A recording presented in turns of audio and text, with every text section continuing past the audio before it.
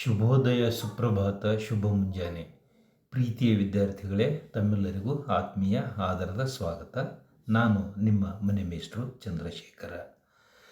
ಇವತ್ತು SSLC ಅಥವಾ 10th class ಅಂತ ಏನು ಹೇಳ್ತೇವಲ್ಲ, ಅವರ ರೂಪಣಾತ್ಮಕ ಮೌಲ್ಯಮಾಪನ 2. ಇದು ಆ್ಯಕ್ಚುಲಿ ಪ್ರಶ್ನೆ ಪತ್ರಿಕೆ ಮತ್ತು ಉತ್ತರ ಪತ್ರಿಕೆ ಕೂಡಿದೆ. ನಾನು ಕೇವಲ ಪ್ರಶ್ನೆ ಪತ್ರಿಕೆ ಹೇಳಿದರೆ ಉಪಯೋಗ ಆಗೋದಿಲ್ಲ ಅಂತ ತಿಳ್ಕೊಂಡು ಇಲ್ಲಿ ಉತ್ತರಗಳ ಜೊತೆಗೆ ನಾನು ಬಂದಿದ್ದೇನೆ.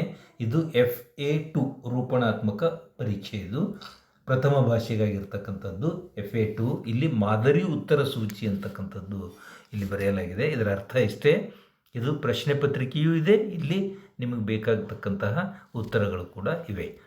ಇದು 10ನೇ ತರಗತಿಯ ವಿದ್ಯಾರ್ಥಿಗಳಿಗಾಗಿ. ನೋಡಿ, ಮೊದಲನೇ ಪ್ರಶ್ನೆ, ಈ ಕೆಳಗಿನ ಪ್ರಶ್ನೆಗಳಿಗೆ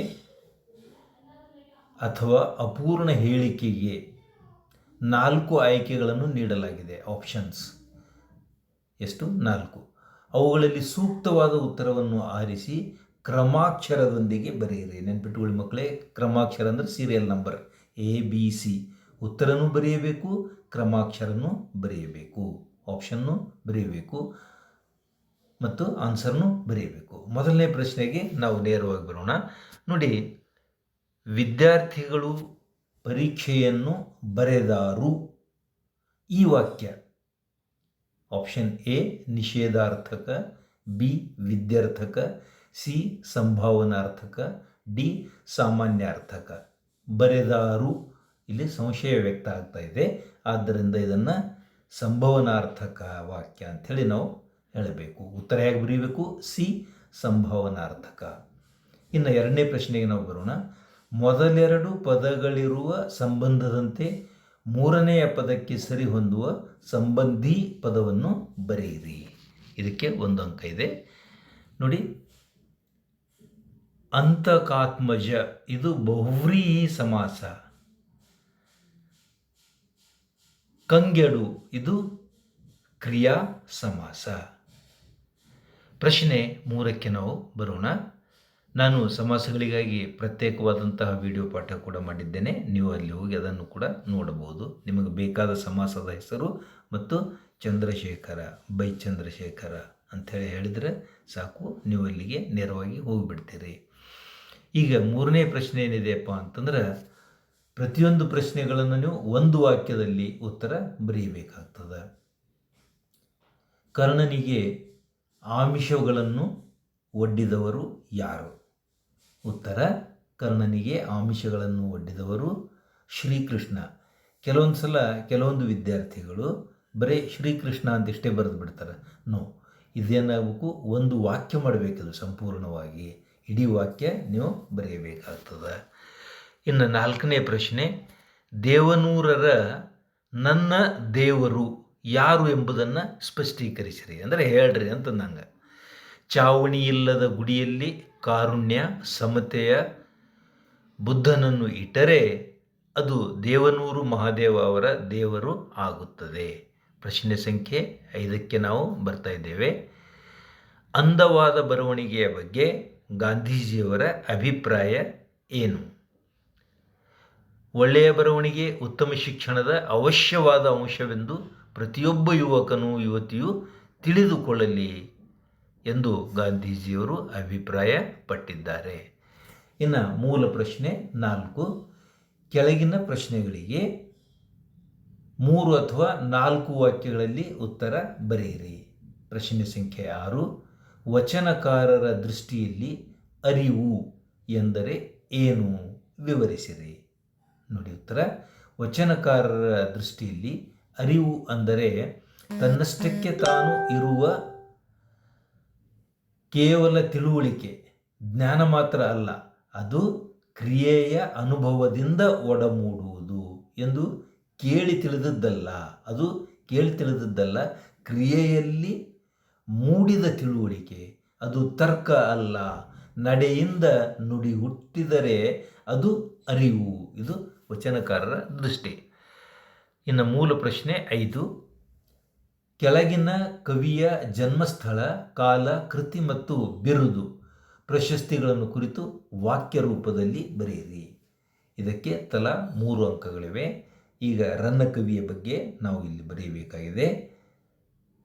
ಕನ್ನಡದ ರತ್ನತ್ರಯರಲ್ಲಿ ರನ್ನನು ಕ್ರಿಸ್ತ ಶಕ ಸುಮಾರು 949ರಲ್ಲಿ ಬಾಗಲಕೋಟೆ ಜಿಲ್ಲೆಯ ಮುಧೋಳಲು, ಈಗ ಮುಧೋಳ ಅಂತೇಳಿ ಹೇಳ್ತಿರ್ತಾರೆ, ಆ ಗ್ರಾಮದಲ್ಲಿ ಜನಿಸಿದನು. ತಂದೆ ಜಿನವಲ್ಲಭ, ತಾಯಿ ಅಬ್ಬಲಬ್ಬೆ. ಈತನು ಸಾಹಸ ಭೀಮ ವಿಜಯಂ, ಅದಕ್ಕೆ ಗದಾಯುದ್ಧ ಅಂತ ಕೂಡ ಕರೀತಾರೆ, ಅಜಿತ ತೀರ್ಥಂಕರ ಪುರಾಣ ತಿಲಕಂ, ಪರಶುರಾಮ ಚರಿತಂ, ಚಕ್ರೇಶ್ವರ ಚರಿತಂ ಎಂಬ ಕಾವ್ಯಗಳನ್ನು ಬರೆದಿದ್ದಾನೆ. ರನ್ನ ಕಂದ ಎಂಬ ನಿಘಂಟು ಬರೆದಿರುವುದಾಗಿ ತಿಳಿದು ಬರುತ್ತದೆ. ರನ್ನನು ಚಾಲುಕ್ಯ ದೊರೆ ತೈಲಪನ ಆಸ್ಥಾನದಲ್ಲಿ ಇದ್ದು ಆತನಿಂದ ಕವಿಚಕ್ರವರ್ತಿ ಎಂಬ ಬಿರುದು ಕೂಡ ಪಡೆದಿದ್ದಾನೆ. ಮೂಲ ಪ್ರಶ್ನೆ 6ಕ್ಕೆ ನಾನು ಬರ್ತಾ ಇದ್ದೇನೆ. ಈ ಕೆಳಗಿನ ವಾಕ್ಯಗಳಲ್ಲಿರುವ ಅಲಂಕಾರವನ್ನು ಹೆಸರಿಸಿ ಲಕ್ಷಣ ಕೂಡ ನೀವು ಬರೆಯಬೇಕಾಗಿದೆ. ಮಾರಿಗೌತಣವಾಯ್ತು ನಾಳಿನ ಭಾರತವು. ಉತ್ತರ ಮಾರಿಗೌತಣವಾಯ್ತು. ಇಲ್ಲಿ ಹೇಗೆ ಬರೆಯಲಾಗಿದೆ ಅದನ್ನೇ ನೀವು ಫಾಲೋ ಮಾಡಬೇಕು, ಅದರ ಪ್ರಕಾರನೇ ನೀವು ಉತ್ತರ ಬರೆದರೆ ಒಳ್ಳೆಯದು. ಮಾರಿಗೌತಣವಾಯ್ತು ನಾಳಿನ ಭಾರತವು. ಅಲಂಕಾರ ಇದು ರೂಪಕ ಅಲಂಕಾರ. ಅದರ ಲಕ್ಷಣ ಏನಿದೆ ಅಂತಂದ್ರೆ ಉಪಮೇಯ ಮತ್ತು ಉಪಮಾನಗಳ ನಡುವೆ ಅಭೇದ ಕಲ್ಪನೆ ಇರುವುದೇ, ಅಂದರೆ ಭೇದವಿಲ್ಲದಂತೆ ಕಲ್ಪಿಸಿರುವುದೇ ರೂಪಕಲಂಕಾರ. ಇಲ್ಲಿ ಉಪಮೇಯ ಅಂದ್ರೆ ನಾಳಿನ ಭಾರತದ ಯುದ್ಧ, ಉಪಮಾನ ಅಂದ್ರೆ ಮಾರಿಗೆ ಔತಣ. ಸಮನ್ವಯ ನಾವು ಇಲ್ಲಿ ನೋಡಬೇಕು ಅಂತಂದ್ರೆ ಇಲ್ಲಿ ಉಪಮೇಯವಾದ ನಾಳಿನ ಭಾರತ ಯುದ್ಧವನ್ನು ಉಪಮಾನವಾದ ಮಾರಿಯ ಔತಣಕ್ಕೆ ಅಭೇದ್ಯವಾಗಿ, ಇಲ್ಲಿ ಉಪಮಾಲಂಕಾರದಲ್ಲಿ ಅಂತೆ ಓಲ್ ಅಂಥದ್ದು ಬರ್ತದೆ, ಇಲ್ಲಿ ಯಾವುದೂ ಇಲ್ಲ. ಎರಡೂ ಸಮಾನವಾಗಿರುವುದರಿಂದ, ಇದು ಅಭೇದವಾಗಿರುವುದರಿಂದ ಇದು ರೂಪಕಲಂಕಾರ ಆಗುತ್ತದೆ. ವಿದ್ಯಾರ್ಥಿಗಳೇ, ಮುಂದಿನ ಪ್ರಶ್ನೆಗೆ ಬರೋಣ. ಕೆಳಗಿನ ವಾಕ್ಯ ಅಥವಾ ಹೇಳಿಕೆಗೆ ಸಂದರ್ಭ ಮತ್ತು ಸ್ವಾರಸ್ಯಗಳನ್ನು ಬರೆಯಿರಿ ಅಂತಕ್ಕಂಥದ್ದಿದೆ. ವಾಕ್ಯ ಮಾದ್ರಿಯಲ್ ಒಂದು ಮಂತ್ರದೋಳ್ ಇಬ್ಬರ್ ಉದಿಸಿದರು. ಉತ್ತರ ಇದನ್ನು 3 ಹಂತಗಳಲ್ಲಿ ಬರೆಯಬೇಕು: ಆಯ್ಕೆ, ಸಂದರ್ಭ ಮತ್ತು ಸ್ವಾರಸ್ಯ. ಆಯ್ಕೆ ಅಂತಂದ್ರೆ ಈ ವಾಕ್ಯವನ್ನು ಕುಮಾರವ್ಯಾಸನು ರಚಿಸಿರುವ ಕರ್ನಾಟ ಭಾರತ ಕಥಾಮಂಜರಿ, ಭಾಳಷ್ಟು ವಿದ್ಯಾರ್ಥಿಗಳು ಕರ್ನಾಟಕ ಭಾರತ ಕಥಾಮಂಜರಿ ಅಂತಾರೆ, ಅಲ್ಲ, ಕರ್ನಾಟ ಭಾರತ ಕಥಾಮಂಜರಿ ಎಂಬ ಮಹಾಕಾವ್ಯದಿಂದ ಆಯ್ದಿರತಕ್ಕಂತಹ ಕೌರವೇಂದ್ರನ ಕೊಂದೆ ನೀನು ಅಂತಕ್ಕಂಥ ಪದ್ಯ ಭಾಗದಿಂದ ಇದನ್ನು ಆರಿಸಿಕೊಳ್ಳಲಾಗಿದೆ. ಇನ್ನು ಇದು ಯಾವ ಸಂದರ್ಭದಲ್ಲಿ ಬರ್ತದೆ ಅಂತಕ್ಕಂಥದ್ದು ಕೂಡ ನಾವು ಇಲ್ಲಿ ತಿಳಿದುಕೊಳ್ಳಬೇಕು. ಕೃಷ್ಣನು ಪಾಂಡವ ಕೌರವರ ನಡುವೆ ಸಂಧಿ ಮಾಡಲು ಹೋಗಿ ವಿಫಲನಾಗಿ ಹಿಂದಿರುಗುವಾಗ ಕರ್ಣನನ್ನು ಜೊತೆಯಲ್ಲಿ ಕರೆದುಕೊಂಡು ಬಂದು ಮೈದುನತನದ ಸರಸಿನಲ್ಲಿ ಮಾತನಾಡಿಸುವ ಸಂದರ್ಭದಲ್ಲಿ ಈ ಮಾತನ್ನು ಕರ್ಣನು ಕೃಷ್ಣನಿಗೆ ಹೇಳುತ್ತಾನೆ. ಸ್ವಾರಸ್ಯ ಇದು ಏನಪ್ಪ? ಸ್ವಾರಸ್ಯ ಅಂತಂದ್ರೆ ಏನಿಲ್ಲ, ಇದರ ಅರ್ಥ ಏನು, ಅದು ಯಾವ ರೀತಿಯಿಂದ ಅದು ಧ್ವನಿಸ್ತದೆ ಅಂತಕ್ಕಂಥದ್ದು. ಏನು ಹೇಳ್ತದೆ ಸ್ವಾರಸ್ಯ ಅಂದರೆ, ಕೃಷ್ಣನು ಕರ್ಣನಿಗೆ ಆತನ ಜನ್ಮ ವೃತ್ತಾಂತವನ್ನು, ಅಂದರೆ ಹುಟ್ಟಿನ ವೃತ್ತಾಂತವನ್ನು ತಿಳಿಸುತ್ತಾ ಪ್ರತಿಯೊಬ್ಬ ಪಾಂಡವರ ಜನ್ಮ ವೃತ್ತಾಂತದ ಬಗ್ಗೆ ವಿವರಿಸಿರುವುದು ಕೃಷ್ಣನ ಈ ಮಾತಿನಲ್ಲಿ ಸ್ವಾರಸ್ಯಪೂರ್ಣವಾಗಿ ವ್ಯಕ್ತವಾಗಿದೆ. ಇನ್ನು 8ನೆಯ ಪ್ರಶ್ನೆ, ಇದನ್ನು 8 ಅಥವಾ 10 ವಾಕ್ಯಗಳಲ್ಲಿ ಬರೆಯಬೇಕು. ಇದಕ್ಕೆ ನಿಗದಿಪಡಿಸಿರ್ತಕ್ಕಂತಹ ಒಟ್ಟು ಅಂಕಗಳು 4. ನಾಲ್ವಡಿ ಕೃಷ್ಣರಾಜ ಒಡೆಯರ ಕಾಲದಲ್ಲಿ ಮೈಸೂರು ಮಾದರಿ ಮೈಸೂರು ರಾಜ್ಯವಾದ ಬಗೆಯನ್ನು ವಿವರಿಸಿರಿ. 1902 ಆಗಸ್ಟ್ 8ನೇ ತಾರೀಕಿನಿಂದ ಮೈಸೂರು ರಾಜ್ಯದ ನೇರ ಉಸ್ತುವಾರಿ ಪಡೆದ ನಾಲ್ವಡಿ ಕೃಷ್ಣರಾಜ ಒಡೆಯರು ಆಗ ದಿವಾನರಾಗಿದ್ದರು. ಸರ್ ಕೆ ಶೇಷಾದ್ರಿ ಅಯ್ಯರ್ ಅವರ ಸಹಕಾರದೊಡನೆ ಮೈಸೂರು ರಾಜ್ಯದ ಸರ್ವತೋಮುಖ ಅಭಿವೃದ್ಧಿಗೆ ಕಂಕಣಬದ್ಧರಾಗಿದ್ದರು. ಇದನ್ನು ನಿಧಾನವಾಗಿ ನೀವು ತಿಳಿದುಕೊಂಡ್ರೆ ಅರ್ಥ ಆಗ್ತದೆ ಮತ್ತು ನಿಮ್ಮ ಸ್ಮೃತಿ ಪಟಲದಲ್ಲಿ ಅಚ್ಚಳಿಯದೆ ಉಳಿತದೆ. ಕೇಳಿ ಮುಂದುವರಿತೀನಿ. ನಾಲ್ವಡಿ ಕೃಷ್ಣರಾಜರು ಹೊಸ ಕಾನೂನು ಜಾರಿಗೆ ಮೂಲಕ ಪ್ರಜಾಪ್ರತಿನಿಧಿ ಸಭೆಯನ್ನು ಶಾಸನಬದ್ಧ ಸಂಸ್ಥೆಯನ್ನಾಗಿ ಮಾರ್ಪಡಿಸಿದರು.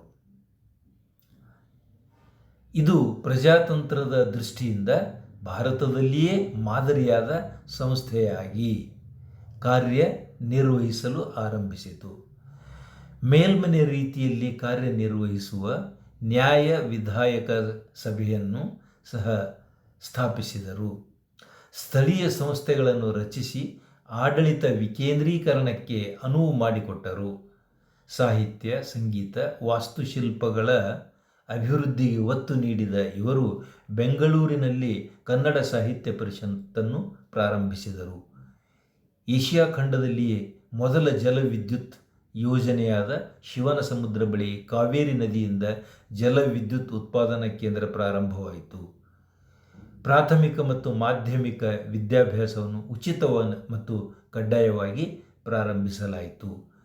ರಾಜ್ಯದ ಪ್ರಥಮ ವಿಶ್ವವಿದ್ಯಾಲಯವಾದ ಮೈಸೂರು ವಿಶ್ವವಿದ್ಯಾನಿಲಯ, ಸ್ಟೇಟ್ ಬ್ಯಾಂಕ್ ಆಫ್ ಮೈಸೂರು ಹಾಗೂ ಸಹಕಾರ ಸಂಘಗಳನ್ನು ಅವರು ಸ್ಥಾಪಿಸಿದರು. ಹೀಗೆ ನಾಲ್ವಡಿ ಕೃಷ್ಣರಾಜ ಒಡೆಯರು ಅವರ ಕಾಲದಲ್ಲಿ ಮೈಸೂರು ಸ್ಥಾನವು ಮಾದರಿ ಮೈಸೂರು ರಾಜ್ಯ ಎಂಬ ಕೀರ್ತಿಗೆ ಪಾತ್ರವಾಯಿತು. ಹಾಗೂ ನಾಲ್ವಡಿ ಕೃಷ್ಣರಾಜ ಒಡೆಯರು ಅವರನ್ನು ಸಾಮಾಜಿಕ ಕಾನೂನುಗಳ ಹರಿಕಾರ ಎಂದು ಪ್ರಸಿದ್ಧರಾದರು. ಅಥವಾ ಇಲ್ಲಿ ಆಯ್ಕೆ ಇದೆ, ನಿಮಗೆ ಆಪ್ಷನ್ ಇದೆ. ಅಥವಾ ಈ ಪ್ರಶ್ನೆ ಏನಂತಂದರೆ, ವಿಶ್ವೇಶ್ವರಯ್ಯ ಅವರು ಮುಂಬೈ ಪ್ರಾಂತ್ಯದ ಲೋಕೋಪಯೋಗಿ ಇಲಾಖೆಯಲ್ಲಿ ಸೇವೆಯನ್ನು ಕುರಿತು ಬರೆಯಿರಿ. ಅವರು ಲೋಕೋಪಯೋಗಿ ಅಂದರೆ PWD, ಪಬ್ಲಿಕ್ ವರ್ಕ್ ಡಿಪಾರ್ಟ್ಮೆಂಟ್ ಅಂತ ಹೇಳ್ತಾರಲ್ಲ, ಅಲ್ಲಿ ಯಾವ ರೀತಿಯಿಂದ ಕೆಲಸ ಮಾಡಿದರು ಮುಂಬೈ ಸರ್ಕಾರದಲ್ಲಿ, ಮುಂಬೈ ಪ್ರಾಂತದಲ್ಲಿ ಅಂತಕ್ಕಂಥದ್ದು ನಾವು ಇಲ್ಲಿ ತಿಳಿದುಕೊಳ್ಳಬೇಕಾಗಿದೆ. ವ್ಯಾಸಂಗದಲ್ಲಿ ಕ್ರಮನಿಷ್ಠರಾಗಿದ್ದ ವಿಶ್ವೇಶ್ವರಯ್ಯನವರು ಜೀವನದಲ್ಲಿ ಉನ್ನತವಾದುದನ್ನು ಸಾಧಿಸಬೇಕೆಂಬ ದೃಢ ನಿರ್ಧಾರವನ್ನು ಹೊಂದಿದ್ದರು. ಅದರಂತೆ ತಾವು ಅಂದುಕೊಂಡದ್ದನ್ನು ಸಾಧಿಸಿ ತೋರಿಸುವ ಶ್ರೇಷ್ಠ ಸಾಧಕರು ಅವರು. ವಿಶ್ವೇಶ್ವರಯ್ಯನವರು 1884ರಲ್ಲಿ ಮುಂಬೈ ಪ್ರಾಂತ್ಯದ ಲೋಕೋಪಯೋಗಿ ಇಲಾಖೆಯಲ್ಲಿ ಸಹಾಯಕ ಎಂಜಿನಿಯರ್, ಅಸಿಸ್ಟೆಂಟ್ ಎಂಜಿನಿಯರ್ ಆಗಿ ಸೇವೆ ಪ್ರಾರಂಭಿಸಿದರು. ಖಾಂದೇಶ ಮತ್ತು ನಾಸಿಕ್ ಜಿಲ್ಲೆಗಳಲ್ಲಿ ಹರಿಯುತ್ತಿದ್ದ ಪಂಜ್ರಾ ನದಿಯ ನೀರಾವರಿ ಕಾಲುವೆಗೆ ತೂವು ಮೇಲ್ಗಾಲುವೆಯನ್ನು ನಿರ್ಮಿಸಿದರು. ಟ್ಯೂಬ್ ಅಂದರೆ ಕೊಳವೆಗಳಿಂದ ಅವರು ಮೇಲ್ಸೇತುವೆ, ಮೇಲ್ಕಾಲುವೆ ಮಾಡಿದರು. ಮಾಡಿ ಅದರಿಂದ ಯಶಸ್ಸು ಗಳಿಸಿ ಮೇಲಾಧಿಕಾರಿಗಳ ಮೆಚ್ಚುಗೆಗೆ ಪಾತ್ರರಾದರು. ಮುಂಬೈ ಪ್ರಾಂತದ ಸೂಚನೆಯ ಮೇರೆಗೆ ಸಿಂಧ್ ಪ್ರಾಂತದ ಸುಕ್ಕೂರು ಪಟ್ಟಣಕ್ಕೆ ಕುಡಿಯುವ ನೀರಿನ ಪೂರೈಕೆಯ ಕಾರ್ಯವನ್ನು ಯಶಸ್ವಿಯಾಗಿ ಪೂರೈಸಿದರು. ಅಂದಿನ ಮುಂಬೈ ಪ್ರಾಂತದ ಗವರ್ನರ್ ಆಗಿದ್ದ ಲಾರ್ಡ್ ಸಂಡ್ ಹರ್ಸ್ಟ್ ಅವರು ಇವರನ್ನು ಮುಕ್ತ ಕಂಠದಿಂದ ಹಾಡಿ ಹೊಗಳಿದರು. ಪೂನಾದ ಮುಥಾ ಕಾಲುವೆಗೆ ನೀರಿನ ನೆಲೆಯಾಗಿದ್ದ ಪೀಪ್ ಜಲಾಶಯಕ್ಕೆ ಸ್ವಯಂಚಾಲಿತ ಬಾಗಿಲುಗಳನ್ನು ಅಳವಡಿಸಿದರು. ಸ್ವಯಂಚಾಲಿತ ಬಾಗಿಲುಗಳ ಅನ್ವೇಷಣೆ ವಿಶ್ವೇಶ್ವರಯ್ಯವರ ಸಾಧನೆಯ ಕಿರೀಟಕ್ಕೆ ಮತ್ತೊಂದು ಗರಿಯನ್ನು ಸೇರಿಸಿತು. ಇದನ್ನೇ ಮುಂದೆ ಗ್ವಾಲಿಯರ್ನ ತಿಗ್ರಾ ಜಲಾಶಯ, ಮೈಸೂರಿನ ಕೃಷ್ಣರಾಜ ಸಾಗರ, ಈಗ ಇದು ಮಂಡ್ಯ ಜಿಲ್ಲೆಯಲ್ಲಿದೆ, ಈ ಜಲಾಶಯಗಳಿಗೂ ಕೂಡ ಅಳವಡಿಸಲಾಯಿತು. ಮುಂದೆ 4 ವರ್ಷಗಳ ಕಾಲ ಮುಂಬೈ ಪ್ರಾಂತ್ಯದ ಸ್ಯಾನಿಟರಿ ಇಂಜಿನಿಯರ್ ಆಗಿ ನೇಮಕಗೊಂಡರು. ಈ ಹುದ್ದೆಗೆ ನೇಮಕವಾದ ಪ್ರಥಮ ಭಾರತೀಯರು ಎಂಬ ಗಮನಾರ್ಹ ಅಂಶ. ಹೀಗೆ ವಿಶ್ವೇಶ್ವರಯ್ಯನವರು ಮುಂಬೈ ಪ್ರಾಂತ್ಯದಲ್ಲಿ ಇದ್ದುಕೊಂಡು ಲೋಕೋಪಯೋಗಿ ಇಲಾಖೆಗೆ ಅವರು ತಮ್ಮ ಸಂಪೂರ್ಣವಾದಂತಹ ಸೇವೆಯನ್ನು ಸಲ್ಲಿಸಿದರು. ವಿದ್ಯಾರ್ಥಿಗಳೇ, ಇದು 40 ನಿಮಿಷದಲ್ಲಿ ಬರೆಯಬೇಕಾದಂತಹ ಉತ್ತರ ಪತ್ರಿಕೆ. ದಯವಿಟ್ಟು ಇದನ್ನು ಒಂದೆರಡು ಸಲ ಕೇಳಿ ಓದಿ ಈ ಪ್ರಶ್ನೆಗಳನ್ನು ನೀವು ಬೇರೆ ಕಡೆಗೆ ಬರೆದುಕೊಂಡು, ಇಲ್ಲಿ ಪ್ರಶ್ನೆ ಪತ್ರಿಕೆ ಕೂಡ ಇದೆ, ನಾನು ಉತ್ತರಗಳಿರೋದರಲ್ಲಿಂದ ನಾನು ಉತ್ತರ ಪತ್ರಿಕೆಯನ್ನೇ ಆಧಾರವಾಗಿಟ್ಕೊಂಡೆ. ಇದು ಪ್ರಶ್ನೆ ಪತ್ರಿಕೆ ಇದೆ.